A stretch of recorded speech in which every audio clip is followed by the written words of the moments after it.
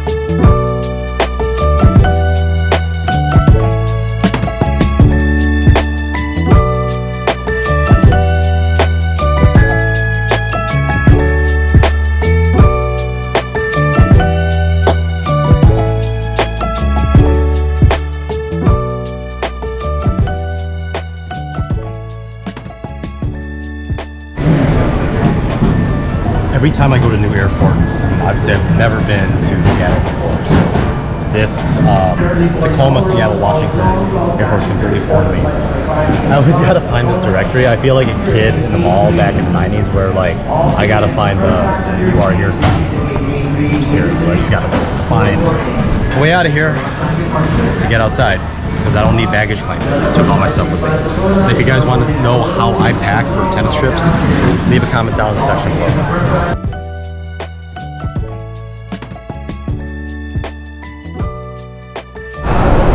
I don't know what's up with these airports, but they probably have some sort of deal with taxis, some sort of like a taxi guild or something, because every airport I've been to, whether it's Vegas, Hawaii wasn't actually that bad, but Hawaii is a little bit different because it's not continental US.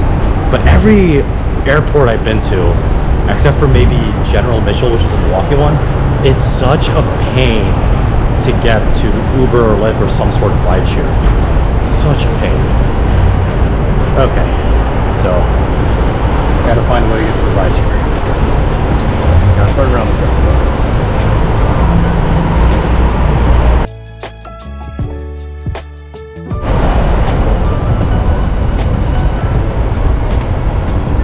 I think I've walked already like half a mile with two very big bags. One of them being my tennis stuff and my clothes, and the other being the equipment for vlogging. So, yeah. Found it.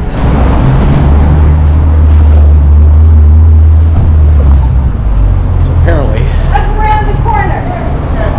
the hotel I stayed at, chose to stay at, it's right in the middle of downtown. We're on the freeway. Let's see what the hotel's actually like.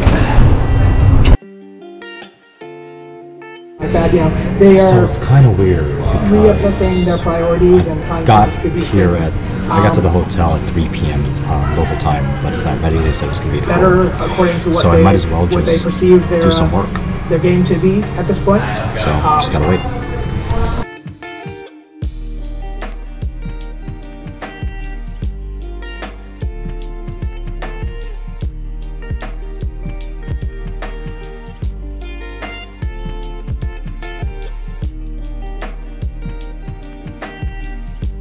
There's still a number of things that need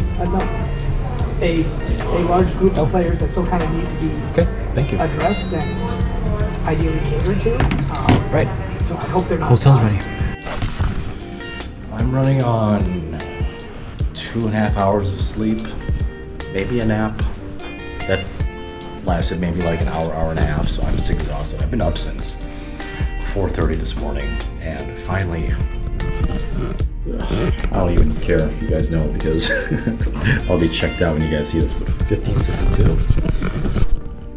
15 floors, huh? Let's see what this is like.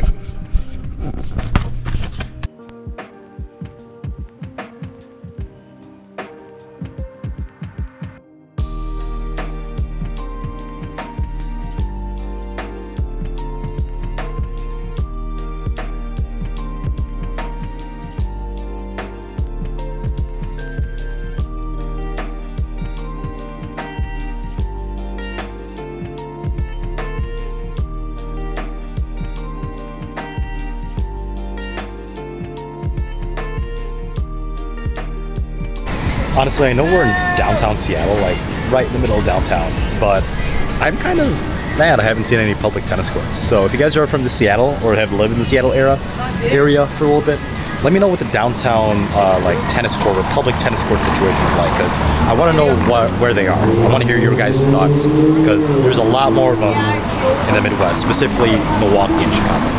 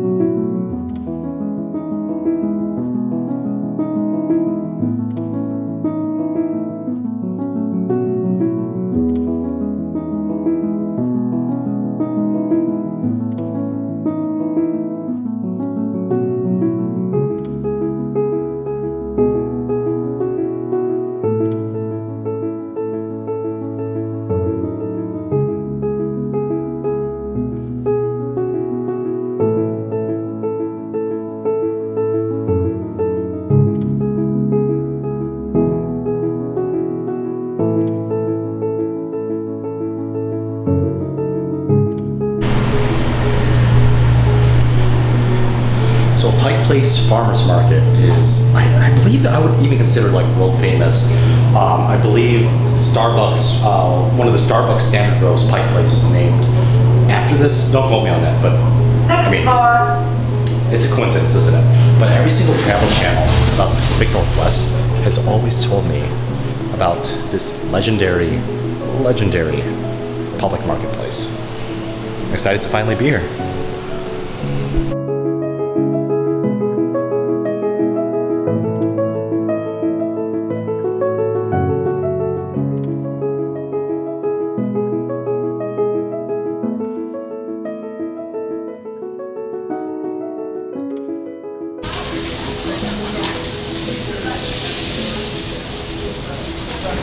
Kind of mistimed it, guys. Sorry. Apparently, Pike's Public Market, or whatever you want to call it, public market here is only like really active between the hours of, I believe, like 10 a.m. to maybe 4 p.m. And right now it's 7 o'clock local time. So a little bit out of it. Should have done my research, but I promise you, I will check it out at its peak hours of activity, because I love me some fish and footage for you guys.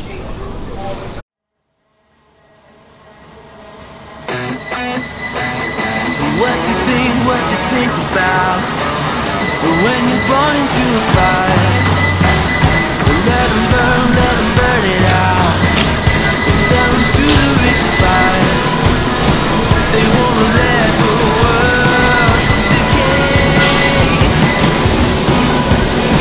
They tell us lies and we fade away. We feel betrayed. You know what? I'm actually really impressed at how big the gym is. It's a lot bigger than I thought. I mean, if you have low expectations, I guess, you're never going to be disappointed. In fact, you're going to be pleasantly surprised most of the time. But I just ran about 1.25 miles. I did 8 hours of work today. I'm gonna do some little bit of light lifting, nothing too crazy, and then head out downtown and check out the beach. But I mean, it's Wednesday. No, sorry, it's Thursday. It's the first. Wow, this gym's empty. It's the very first day of September. Thursday, September 1st, 2022. So, gonna finish up with some chest exercises here. Shower, show you the hotel room, and then head to the beachfront, or not beachfront. Head to the ocean front.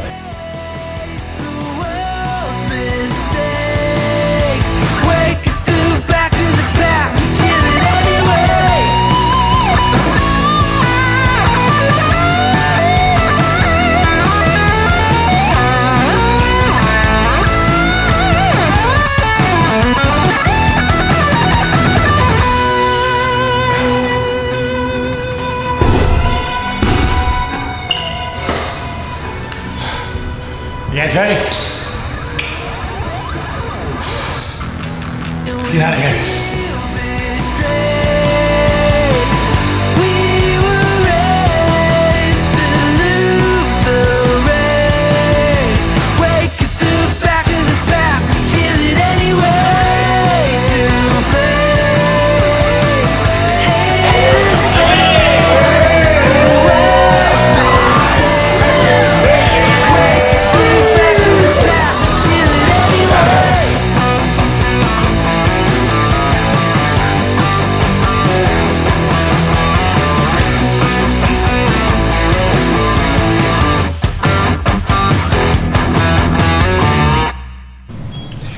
I normally like to do like a 50% of like an actual workout when I'm not in tournament shape.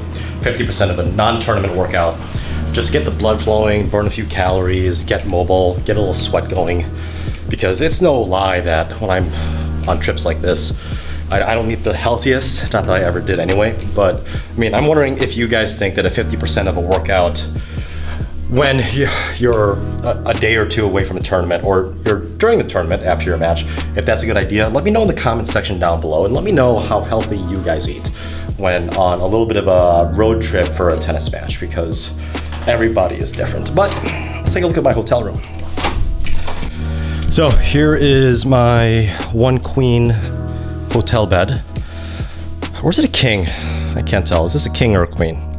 A desk, TV, beer, coffee. Pretty good open space throughout this entire area. I do appreciate this. But what I really like is the nice view I have of downtown Seattle. Yeah, right. I'm right in the middle of downtown. Some nice green foliage over there, never hurt anybody.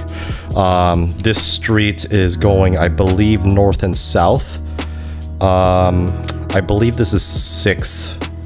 I believe it's 6th Street, I believe. Not too sure. And then that side is west. So that is where the Pacific Ocean is going to be, which is where we're going to go as soon as I get done showering. But more importantly, pretty decent sized bathroom. So here's your camera guy. He's a little sus, don't you think? And then a nice, pretty nice shower.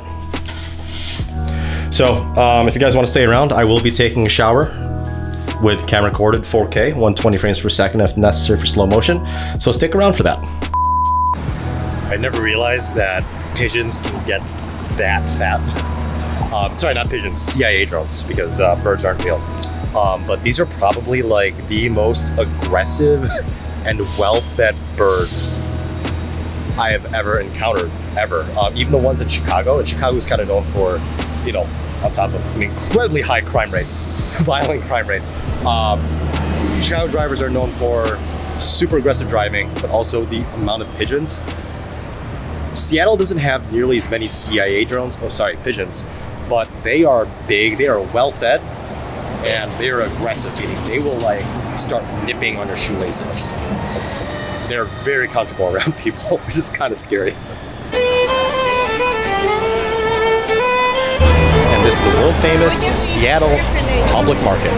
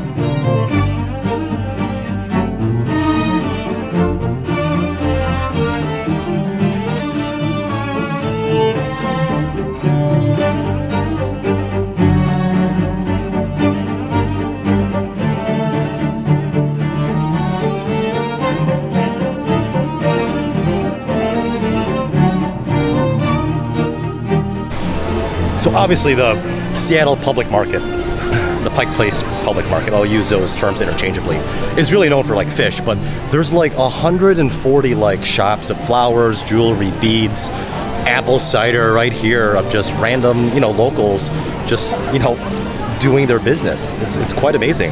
Yeah, we have the Milwaukee public market in Wisconsin, but this is on a whole different scale. It's freaking amazing.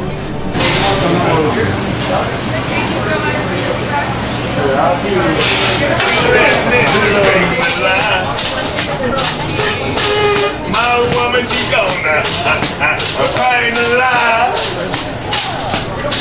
Alright, so I've been walking around about 45 minutes to an hour right now. I ate lunch around 2 p.m. local time. It is almost 3 o'clock, and keep in mind I did do a workout before I started walking around. Walking obviously burns some calories, thinking about how to frame some shots, thinking about my tennis tournament tomorrow and what to do. I'm not going to go to a Potbelly, I'm not going to go to McDonald's, I'm not going to go to well, I'll go to the Starbucks, but only the OG Starbucks. I'm going to eat locally. So I'm debating right now at Jack's Fish, Shellfish and Chips whether to get either the Pacific True Cod, a 3-piece salmon, or Jack's Famous Grilled Salmon. So between those 3 things, I don't know what to do. But when in doubt, when you're a tourist, always ask the locals. I want to know what you guys think. What should I get? 3-piece Pacific Cod, 3-piece salmon, or the Jack's Famous Grilled Salmon? Leave a comment down in the section.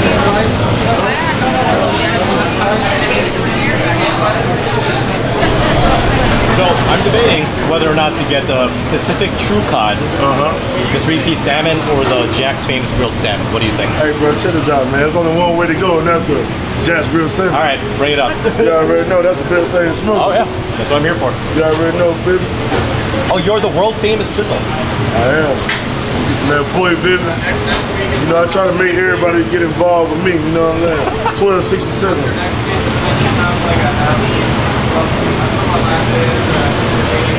Yeah, buddy. He got it down low, but we always high. Seattle shit. Adam on Dat Boy Chef #1. Is that Instagram or Snapchat? That's Instagram. Instagram? All right. I'm an OG, man. Let me do that for you. Thank you. I'm always above it. My pleasure. Don't trip. So Sizzle gave me lucky number 96. Let's see that. 96. Nice.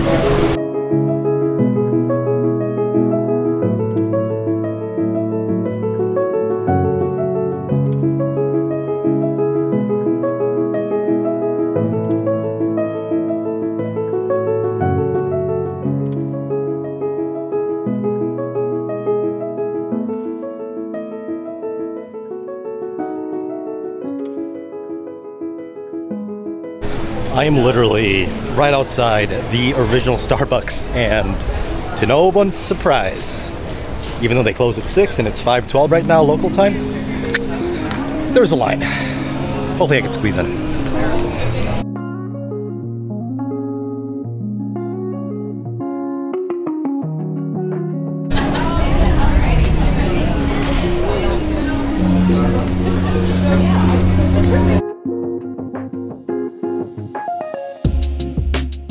So it is 5:38 local time. They stop serving drinks at 5:45, and they technically close at 6. There are 7, maybe 8 people in front of me, at least in the outside line of the original Starbucks. So we'll see if I can get a nice coffee from the OG. Let's find out.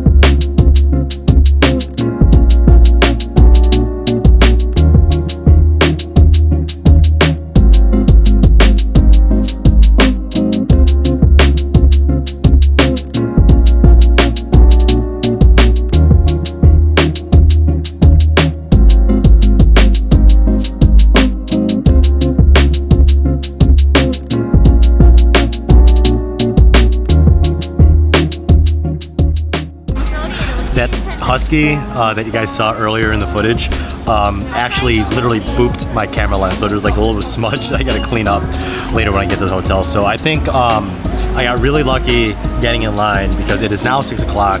They cut off taking people into the original Starbucks about 10 minutes ago, and luckily I ordered a pretty simple Grande Ice Americano from the OG Starbucks. So it was kind of disappointing that not everybody could go in, but obviously it's basically a historical government site at this point in time. But I'm also interested to see what other coffee shops there are for my tennis tournament tomorrow to like kind of get caffeinated, because most of you guys know, before I personally played tennis match before, a lot of my friends actually play tennis match. They actually like to be slightly over caffeinated to just get the energy going to get them through that first or maybe first and a half set, and specifically in singles. So I mean, this tastes just like, it tastes a little bit better than the other Starbucks around the nation I've been to. But right now I gotta walk back to the hotel room, maybe stop by a few bars. I'm getting a little bit hungry again, and then see what the nightlife is on a Thursday night in downtown Seattle. If you guys haven't already, do me a favor, hit like, hit subscribe, and hit that notification bell for all of your original tennis matches, tennis equipment reviews, including strings, rackets, and shoes, and this type of content. Tennis travel vlog. No, seriously, do it. So the tennis tournament I'm playing at is in Edgewood, Washington. It's at a tennis center called Jupiter Tennis Center, which is about 35 to 40 minutes southeast or southwest. I'm bad at directions. About 35 minutes somewhere south of downtown Seattle, where I'm staying. And we hit a little bit of traffic. It wasn't too bad, but it is right now 6:30 local time. I play at 7:30, so I have about 45 minutes to an hour, depending on the schedule of the tennis tournament and how smoothly everything is going. So let's check out what this indoor tennis center in Seattle, Washington, a suburb of Seattle, Washington, is gonna be like.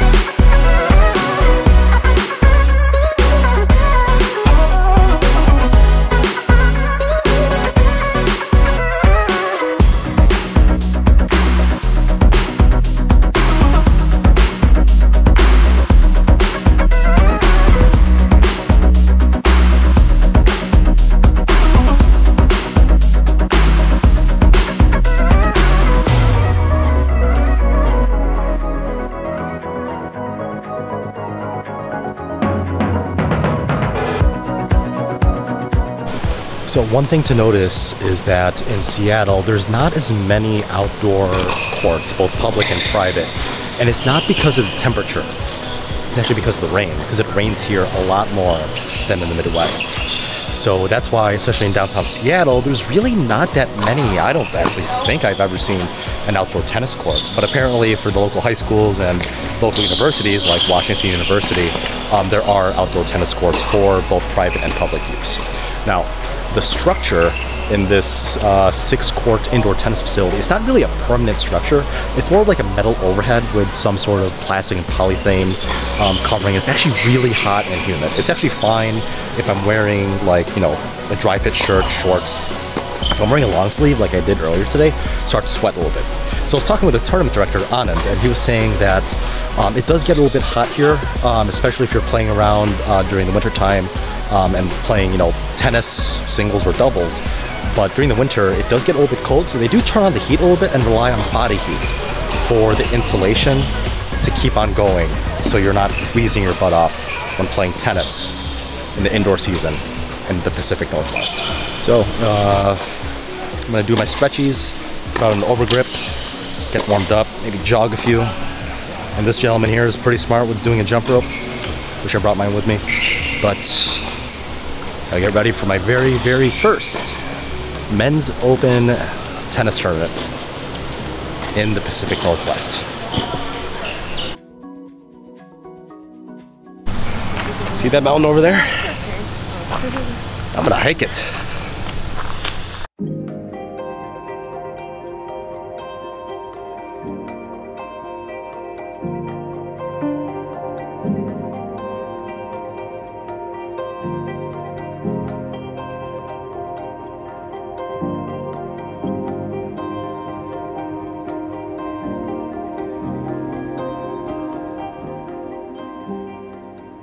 So as expected, it's a lot cooler, you know, a little bit higher. We're not exactly at 14,000 feet because that's the actual summit of Mount Rainier, but we're about, let's say 5,000 feet up in elevation, maybe even 3,000. I'm not really a hiker or so, but this is our first stop called the Trail of Shadows, or League of Shadows. I think it's called the Trail of Shadows. So it's about a 0.7 mile closed loop. Going counterclockwise, and it's the first time I've ever hiked, so to speak. Thankfully there's no elevation gain, so it's a nice easy stop for me. And then hopefully, I can see some bears and wildlife. And hopefully they don't attack me.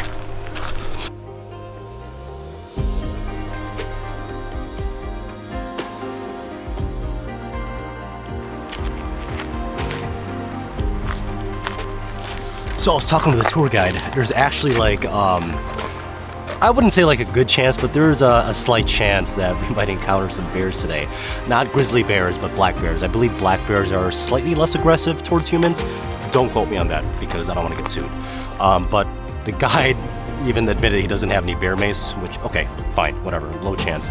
But apparently the #1 rule is stay away from the bear's cubs, not the adult bear itself. Rule number 2. Always be with a buddy if you ever encounter a bear. And rule number 3, be faster than your buddy if you ever encounter a bear. Rule number 4, if your buddy's faster than you and a bear's attacking, kick your buddy in the shin and get the hell out. We'll continue with this trail.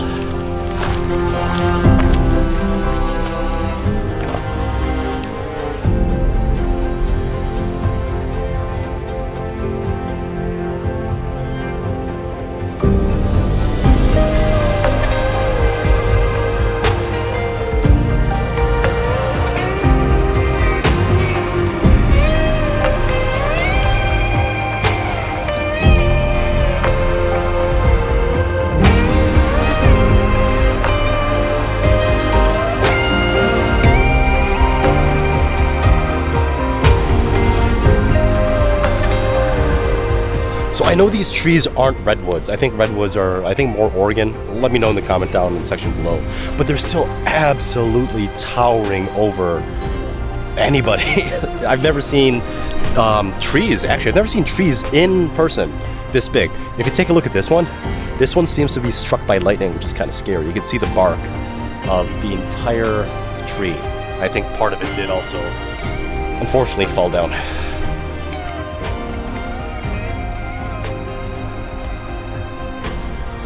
The League of Shadows.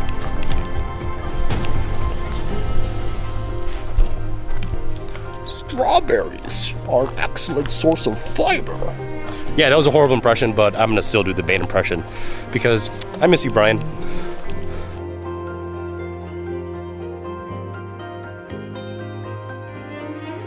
So this is Christine Waterfalls in Mt Rainier National Park, and it's right under a bridge, right over an overpass where cars are traveling back and forth, traveling from one part of the national park to the other. But it's actually pretty cool because we got a pretty good vantage point of not only what it sounds like, but what it looks like. And it's not the biggest waterfall in the world. It's about 75 to maybe 100 feet if I could just eye on it. I really wish I could just have a little bit more time and just be able to like go down there at the base, but I think that's kind of illegal. So we'll save that for another time.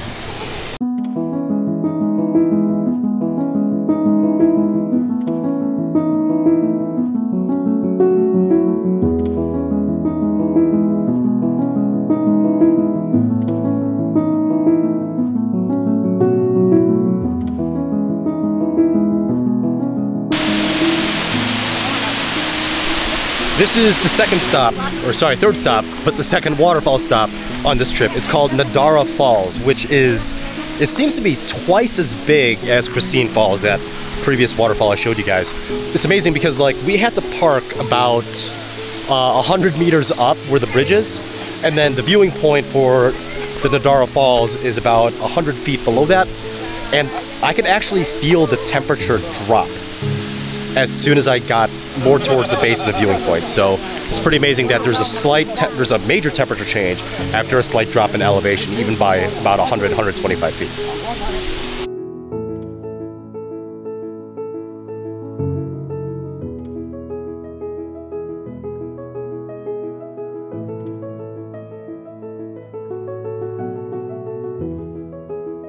You know that feeling that, hey, I'm a pretty good amateur tennis player.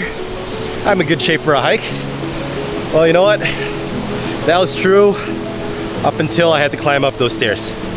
It only says 0.1 miles from the base of this the bridge where the parking lot is, all the way down to the viewing point of Nadara Falls. Climb down was fine. It was actually pretty pleasant because it dropped in temperature about 10 degrees. But holy shit, that climb, it took a lot out of me. I need a beer.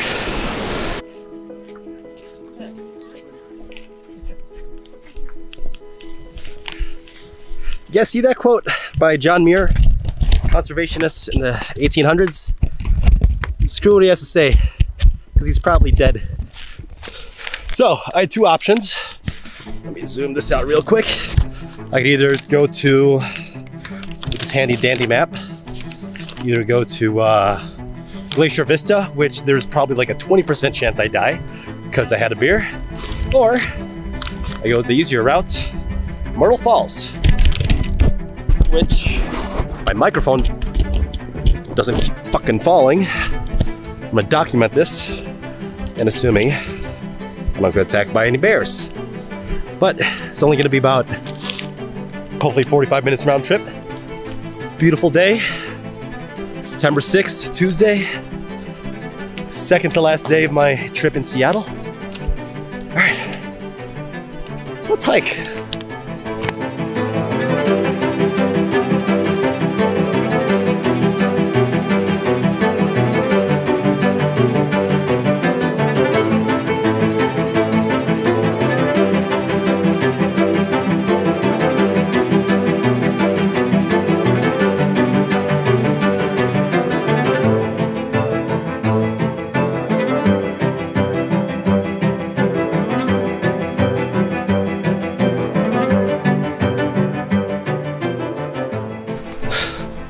A little bit out of breath. Whew. Thinning oxygen, thinning air. It is 72 degrees, sunny, very sunny. So luckily we got a nice view of Mt Rainier and the surrounding mountains. Part of it is a cascade, or a cascade offshoot at least. It's gorgeous. All the green, all the yellows, all the reds. If you guys haven't been hiking before, like in a national park, I say just try and do it. It's an exercise. It's just different from the Midwest.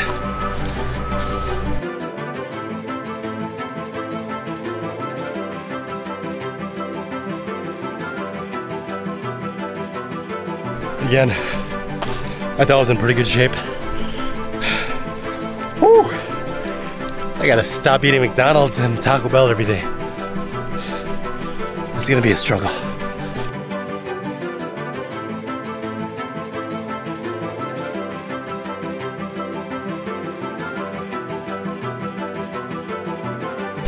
I've never been a photo guy, I've never been a video guy, keep in mind.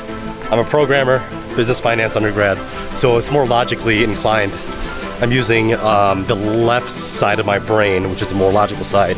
Righties tend to use the left side of their brain. Lefties use the right side of the brain, and the lefties are more on the creative side, such as music, photos, art, paintings, drawings, all that kind of stuff. Ask anybody, ask my mom, ask my childhood friends, I can't draw worth shit.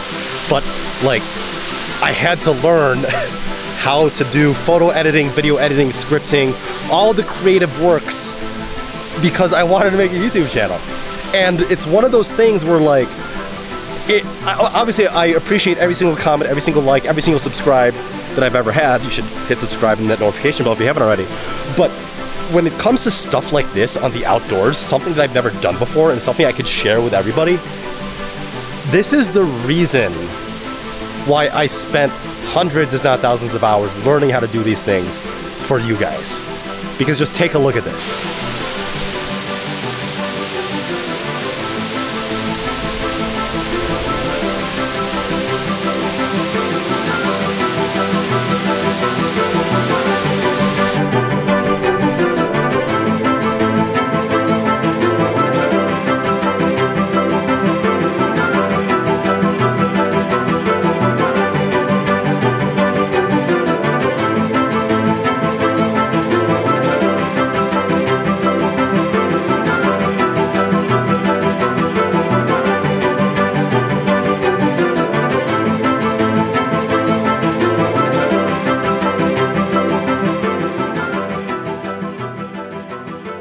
So you know how people always say, oh my God, it's a deer, it's a deer. Everybody take a picture, it's a deer. Sad reality is, deers are just overgrown rats with hoofs. They spread disease, it's disgusting. But apparently, the human population think they're cute, so just want to throw that in there.